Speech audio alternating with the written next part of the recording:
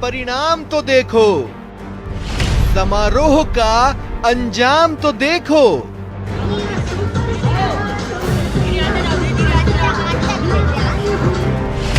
मंगल बेला में अमंगल का खेला, जश्न में मेला बीमारी का रैला।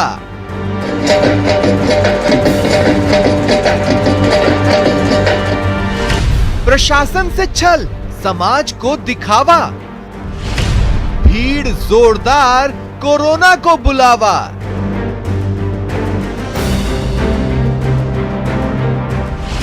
जनाब ऐसी भी क्या मजबूरी है, फंक्शन आज ही क्यों जरूरी है।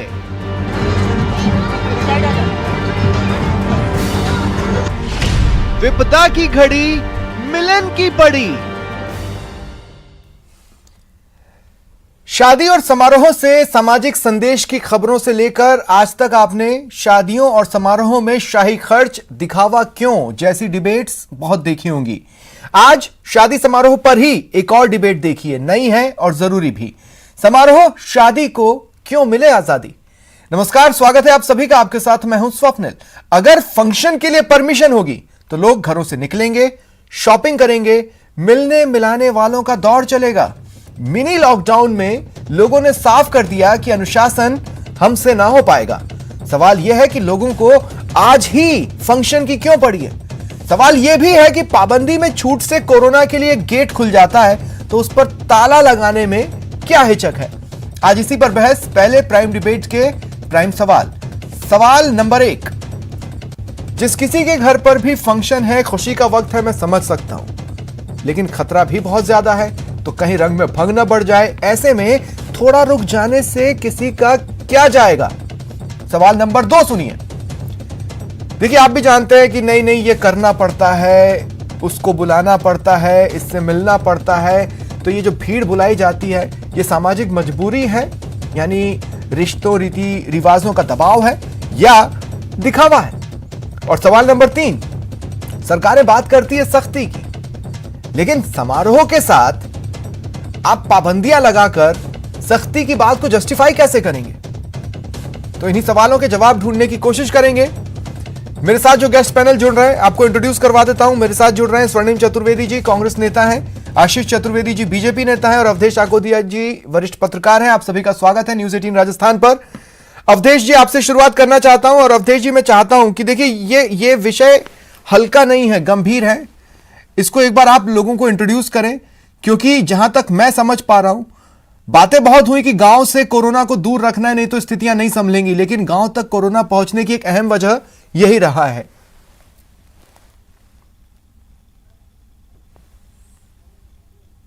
जी, सबसे पहले मैं आपको धन्यवाद देना चाहता हूं कि आपने इतना जो अच्छा विषय आज डिबेट के लिए रखा है।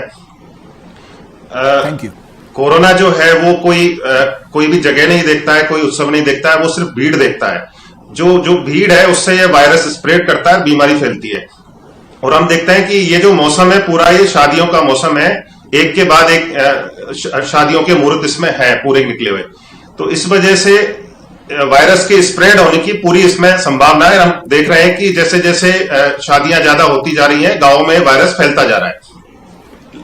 देखिए, एक तो तरीका है कि सरकार शादियों पर प्रतिबंध लगा दे, लेकिन आपने देखा होगा कि जो हेल्थ प्रोटोकॉल है उसमें भी देखा जाता है कि उसको डील किया जाता है राजनीतिक नफा नुकसान के हिसाब से। जैसे ही सरकार फैसला करेगी तो जो विपक्ष है उसकी तरफ से सवाल आ सकता है कि आप शादियों पर रोक लगा रहे हैं तो निकाह पर क्यों नहीं लगा रहे। इस तरह के जो नैरेटिव सेट किए जाते हैं उससे सरकारें हिचकती हैं। लेकिन जो अल्टीमेट ट्रुथ है वो यह है कि शादियों की वजह से विशेष रूप से गांवों में भारी भीड़ इकट्ठी हो रही है और इससे ये जो वायरस है वो स्प्रेड हो रहा है तेजी से। तो क्या इसे मॉनिटर नहीं किया जा सकता कि कहां पर कितने कार्ड छप रहे हैं, जो टेंट हाउस है वहां पर किस किस की बुकिंग है, क्या इन सबको मॉनिटर नहीं किया जा सकता था?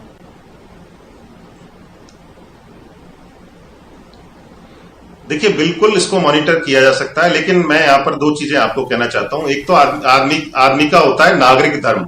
नागरिक धर्म भी अभी ये कहता है कि ऐसे समय पर जब हाहाकार मचा हुआ है बीमारी की वजह से, तो आप इस तरह के आयोजन नहीं करें। दूसरा, हमारा जो हिंदू धर्म है विशेष रूप से, मैं उसके बारे में कहना चाहता हूं, हिंदू धर्म भी इस ऐसी परिस्थितियों में विवाह की अनुमति नहीं देता है। बहुत एक प्रसिद्ध विद्वान है doctor PV Kane, Bharat Ratna doctor PV Kane. उन्होंने एक पुस्तक लिखी थी बहुत चर्चित, धर्मशास्त्र का इतिहास। उन्होंने बाकायदा एक चैप्टर लिखा है पूरा विवाह संस्कार के ऊपर। उसमें उन्होंने कई धर्मशास्त्रों का उल्लेख करते हुए लिखा है कि ऐसे समय में जब आपदा हो, आपदा के समय में आदमी को इस तरह के आयोजन नहीं करने चाहिए। क्योंकि हम कोई भी आयोजन करते हैं विवाह जैसा, उसमें मुहूर्त निकलवाते हैं। मुहूर्त का मतलब ही क्या होता है? वो शुभ घड़ी जिसमें विवाह संस्कार पूरा होगा। तो ये जो समय चल रहा है उसको आप शुभ घड़ी कह सकते हैं क्या? जब लोग बेड की तलाश में, लोग दवाई की तलाश में, लोग ऑक्सीजन की तलाश में, लोग वेंटिलेटर आईसीयू की तलाश में, लोग अगर इस बात को और सिंपल शब्दों में कह दूं तो जब दुनिया भर में मातम हो तो फिर जश्न किस बात का, और ऐसे में शुभ घड़ी हो क्या सकती है।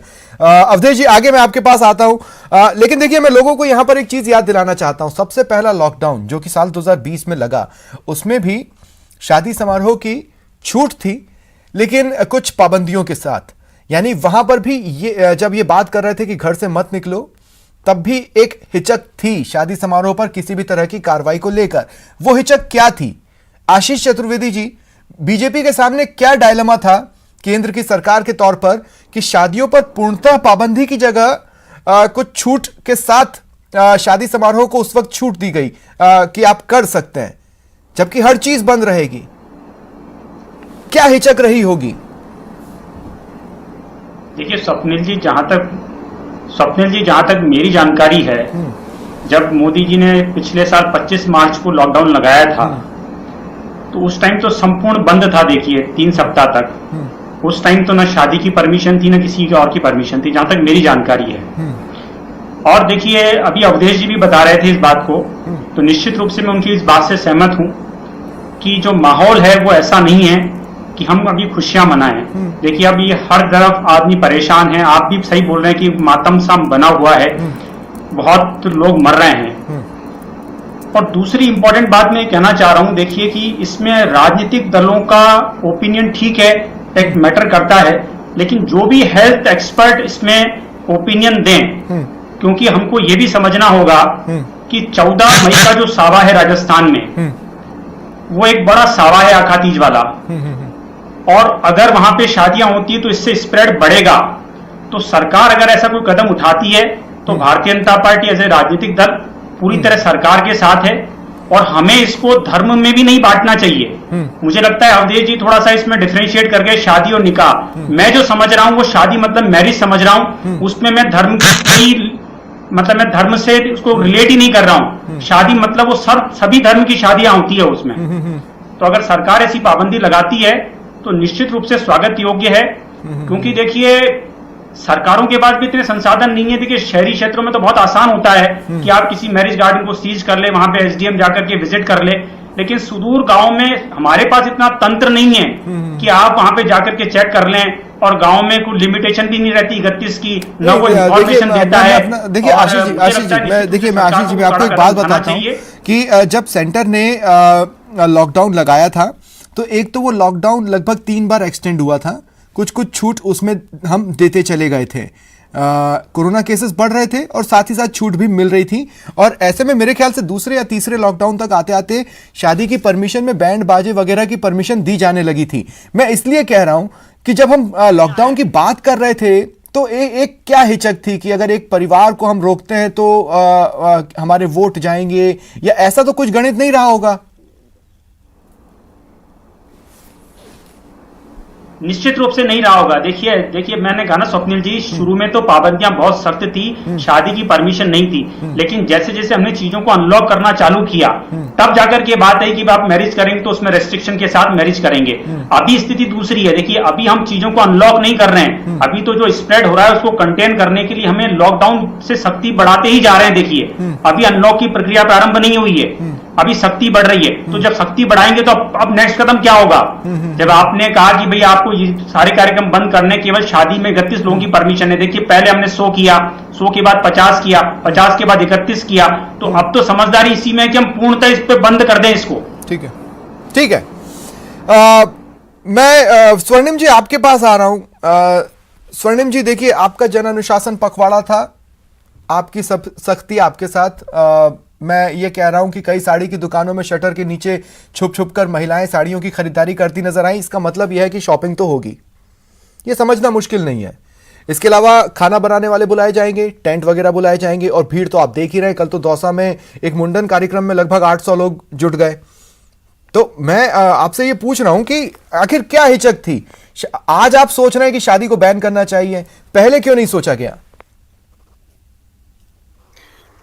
देखिए स्वप्निल जी, ये सारी स्टेजेस में चीजें हो रही हैं। जितनी भी सरकार ने पाबंदियां लगाई हैं, सारे एक्सपर्ट से मिलकर के, समाज के सभी वर्गों से मिलकर के, चाहे वो डॉक्टर्स हों, चाहे वो व्यापारी हों, चाहे धर्मगुरु हों, सबसे बातचीत करके एक कंसेंसस बना करके ये सारे कार्य किए जा रहे हैं। अब आप देखें जैसे मुंडन समारोह, इसकी तो कोई परमिशन ही नहीं है, लेकिन अब लोग अगर तोड़ करके किसी भी नियम को अगर इकट्ठा होते हैं तो निश्चित रूप से सरकार उन पर कार्रवाई भी कर रही है। और जहां तक शादी समारोह का, तो शादी अलग चीज है और उसका समारोह अलग चीज है। आज जो अभी हम कर रहे हैं उसमें समारोह करने की इजाजत किसी को नहीं है। 31 लोग दिए, आप बैंड बाजे वाले बुलाओ 31 में, चाहे आप खाने वाले बुलाओ, लेकिन 31 से ज्यादा नहीं होने चाहिए। नहीं, पर मैं आपसे ये कह रहा हूं कि रह करके अपने घर परिवार के बीच बात करें। रेड अलर्ट जन अनुशासन पखवाड़ा है, इतने दिनों का है, और इतने दिन तक हम एक भी शादी भी परमिट नहीं करेंगे।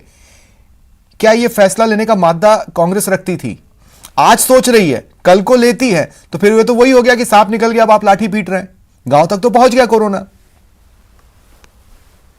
देखिए स्वप्निल जी, मैं आपको ये बताना चाहता हूं, हमने स्टेजेस में कंटेनमेंट करने का कार्यक्रम किया है, जो सब लोगों की सलाह से किया है। और इसमें सब लोगों को ये समझना पड़ेगा, क्योंकि मुख्यमंत्री महोदय ने आज ये कल अपील की थी 2 दिन पहले कि आप ये शादी समारोह 17 तक टाल दें। अधिकांश लोगों ने टाल दिए हैं, क्योंकि पता है अब आयोजन नहीं हो सकते हैं। आयोजन ना हो, इसकी जो पालना करवाना वो हमारा दायित्व है, उसको अब प्रशासन करवा रहा है। जहां नहीं होगा या पालना नहीं करेंगे उसके खिलाफ कार्रवाई होगी। लेकिन मैं इसको बिना कोई राजनीतिक रंग दिए, आपके चैनल ने एक बड़ा अच्छा मुद्दा उठाया है। हम सब अगर जन अनुशासन पखवाड़ा है तो अनुशासित रह करके एक बार स्वयं को बचा लें। जो मुख्यमंत्री महोदय ने कहा कि अगर जीवित रहेंगे तो शादी समारोह तो होते ही रहेंगे, शादी होने के बाद यदि कोई अगर मिसहैप हो गया तो कौन जवाब देगा? ये एक सबको समझाने वाली बात है, जिसके लिए हम कंसेंसस बना रहे हैं, चाहे धर्मगुरुओं के माध्यम से, चाहे सामाजिक। ठीक है स्वर्णिम जी, आगे आपके पास आता हूं, एक बार फिर अवधेश जी आपके पास आता हूं। देखिए थोड़ा रुक जाएंगे तो क्या जाएगा, ये मेरा सवाल नंबर 1 था। और सवाल नंबर 2 था कि भाई सामाजिक जो रिश्ते रीति रिवाज है उनका दबाव रहता है या फिर दिखावा। मैं इसको थोड़ा सा खंगालना चाहता हूं। लोग खुद क्यों शादी की डेट कैंसिल नहीं करना चाहते, या लोग खुद क्यों मुंडन की डेट आगे नहीं बढ़ाना चाहते हैं? और दूसरी बात ये किस तरह की बात होती है कि नहीं शादी है तो उसको बुलाना ही पड़ेगा, उसका होना बहुत ज़रूरी है, उसके बिना ये जो स्टेप्स हैं वो पूरे नहीं होंगे। जैसे मान लीजिए बुआ तो चाहिए ही चाहिए, मामा तो चाहिए ही चाहिए, वो गोदी में उठाकर दुल्हन को ले जाएगा। क्या इस तरह की चीज़ों की वजह से, या फिर आखिर क्यों नहीं रुक सकते?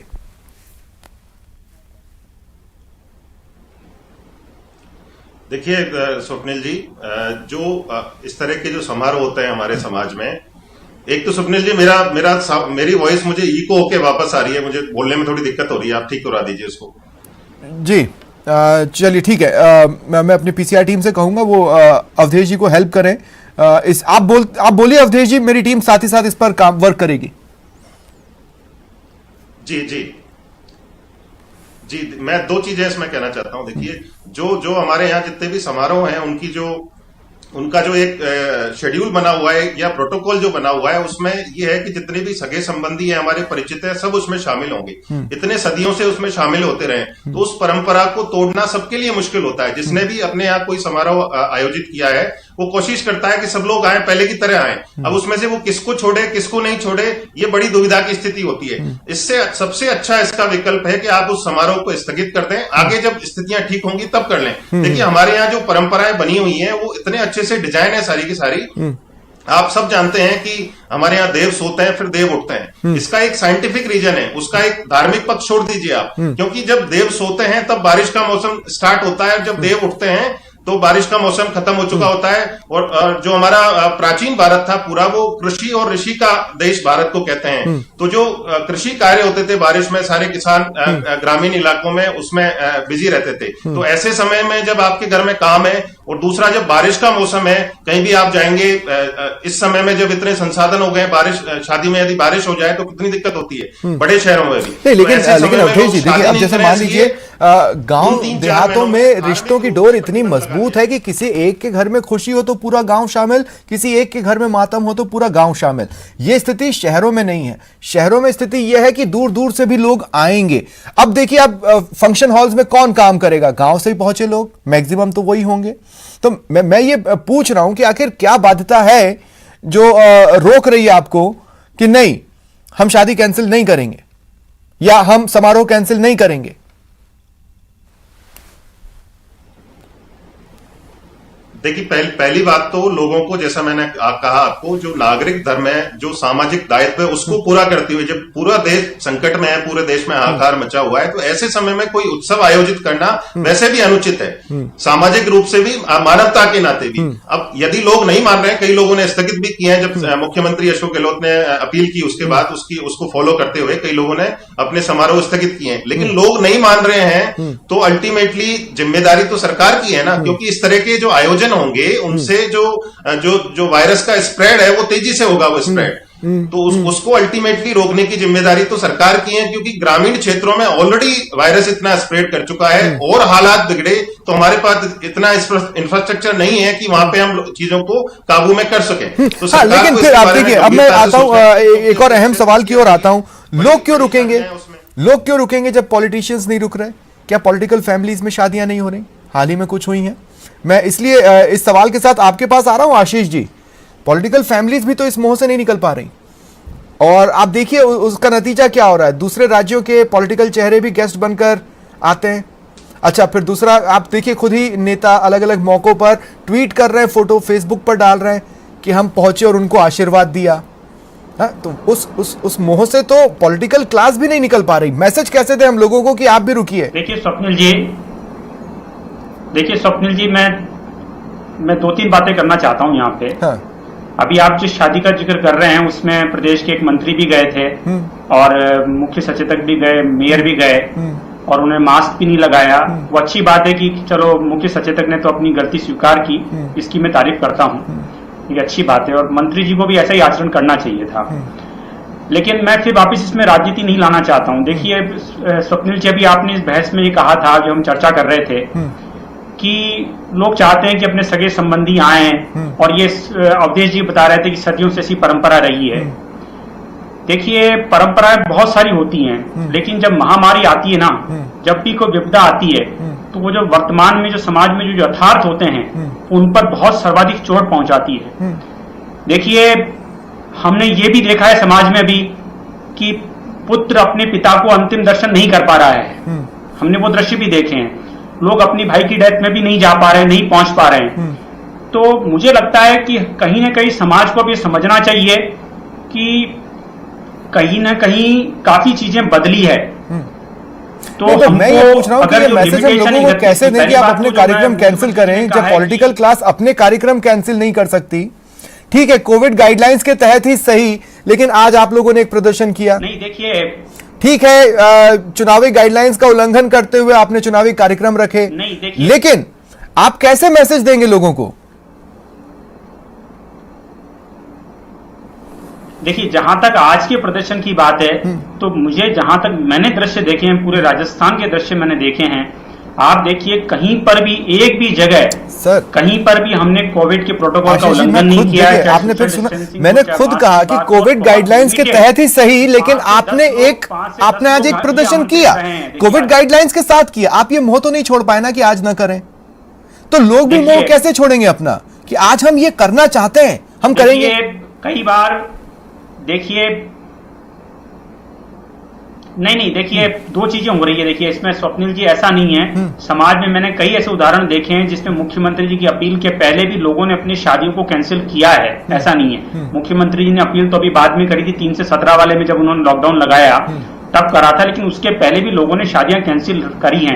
लोग समझ रहे हैं, ऐसी बात नहीं है, लेकिन अभी सबसे बड़ी चिंता का विषय हमारा ग्रामीण क्षेत्र होना चाहिए। Exactly. मैं आपको दोबारा इस बात को बोल रहा हूँ कि जो समारोहों का जो ट्रेंड चल रहा है वो सबसे ज्यादा खतरे में गांव को ही डाल रहा है। स्वर्णिम जी, मैं आपके पास आ रहा हूं। स्वर्णिम जी, देखिए हाल में 2-3 इवेंट्स जो बहुत सुर्खियों में आए, एक तो आप भी जानते हैं आदिवासी बेल्ट में हुई एक विधायक जी की शादी। मैं उनके सुखी वैवाहिक जीवन की कामना करता हूं, इस कामना के साथ कि काश उन्होंने अपना धर्म भी निभाया होता जो कि एक विधायक का होता है। लेकिन अब देखिए वो शादियां सुर्खियां बटोरती हैं इसी अनुशासन पखवाड़े के बीच में। अब लोग जानना चाहते हैं किस तरह की कार्रवाई हुई होगी।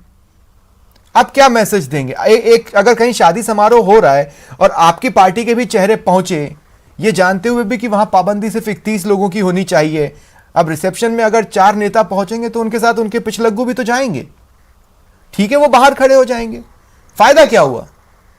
नहीं स्वप्निल जी, देखिए मैं आपको बताना चाहता हूं कि जिस शादी का आप जिक्र कर रहे हैं वहां पे कोई भीड़ भड़का नहीं हुआ, पूरी गाइडलाइंस के तहत ही सारे ये कार्रवाई हुई है। और रही आपने जितने विधायक महोदय की भी आपने अभी जो जिक्र किया, वहां भी अगर गाइडलाइंस का उल्लंघन हुआ था तो उसके लिए कार्रवाई हुई है, जुर्माना हुआ है, चालान भी हुआ है, वो सारी चीजें हुई हैं। लेकिन ये सब चीजें अगर हम साइड में भी रख दें, क्योंकि हम रोज कार्रवाई कर रहे हैं, सरकार रोज कार्रवाई कर रही है, पूरे राजस्थान में कर रही है, जगह जगह कर रही है, कभी दुकानों पर कर रही है, कभी बिना कारण घूमने वालों पर करिए, वो एक अलग चीज है। लेकिन अभी हमने लोगों को इसमें इंस्पायर करने का कार्य किया है। जैसे अभी भरतपुर कलेक्टर हैं, प्रशासनिक अधिकारी हैं, उन्होंने सर्टिफिकेट देना प्रारंभ किया, उनको सम्मान करना प्रारंभ किया जिन्होंने अपनी शादियां टाल दी हैं। इसी प्रकार हमारे कार्यकर्ता भी और प्रशासनिक अधिकारियों से मिलकर के हम समझाइश कर रहे हैं, क्योंकि अब शादियों में समारोह तो हो ही नहीं सकता। 31 लोगों की पाबंदी है, ठीक है, आप 5-10 लोग हर परिवार में होते हैं, वो बैठ करके और एक समारोह तो हो ही नहीं सकता। लेकिन रिसेप्शन पिक ही तो वायरल हुई ना सर, रिसेप्शन की पिक ही तो वायरल हुई।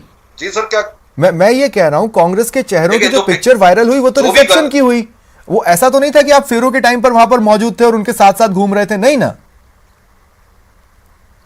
देखिए मैं जो आपसे निवेदन कर रहा हूं स्वप्निल जी, जो भी फोटो वायरल हुई है, किसी भी फोटो में आप ये देखेंगे भीड़ नहीं है, लेकिन जो भी हुआ अब उसको वो तो हो चुका, उसके लिए वहां पे कार्रवाई जो होनी थी वो भी हुई। लेकिन मैं आपसे एक निवेदन ये कर रहा हूं कि हम लोगों को रोक भी रहे हैं, समझा भी रहे हैं, और सब मिलकर के एक जो ये जिम्मेदारी है। ठीक है, मेरा आखिरी सवाल है अवधेश जी, बहुत दिनों बाद एक डिबेट ऐसी चली जिसपे हम लगभग निष्कर्ष तक पहुंचे, लेकिन वो निष्कर्ष किस काम का होगा अगर लोग न समझें? आखिरी कमेंट आपका। बिल्कुल स्वप्निल जी, आपने बात की थी कि जो नेता हैं वो राजनेता हैं, वो लगातार जब समारोह में इस तरह के शामिल हो रहे हैं, चाहे वो सामाजिक हो चाहे पॉलिटिकल हो, तो लोग क्यों मानेंगे? वाकई में जो सबसे निराशाजनक जो व्यवहार रहा है इस कोरोना की दूसरी लहर में, वो नेताओं का ही रहा है। उन्होंने कोई भी मौका नहीं छोड़ा भीड़ इकट्ठी करने का।